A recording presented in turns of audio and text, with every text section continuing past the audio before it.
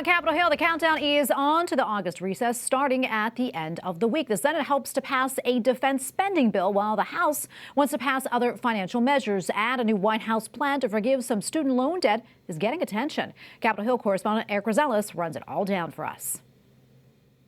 Good evening, Tracy. After this week, lawmakers won't be returning back to Washington until after Labor Day. So a final push is on to pass several spending bills.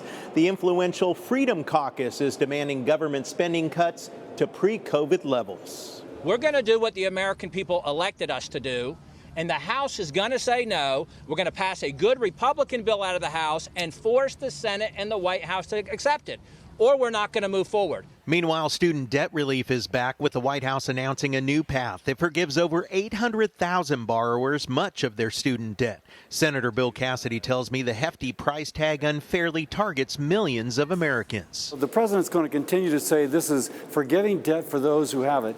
It doesn't forgive debt. It transfers this $559 billion to other Americans who either never went to college or went to college and paid off their student loans. The president's income-driven plan cuts the amount that borrowers have to pay each month from 10% to 5% and tiers income. Forgives loan balances after 10 years of payments for borrowers with original loan balances of $12,000 or less, and forgives monthly interest charges as long as payments are made.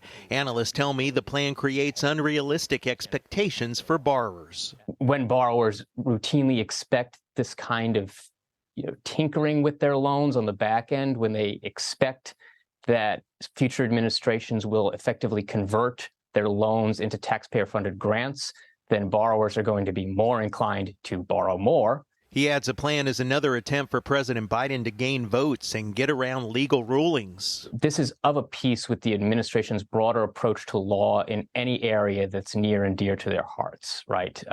It's this tendency to look at existing law and assume that prior Congresses have given them every tool they could possibly want or need to accomplish all that they wish to do.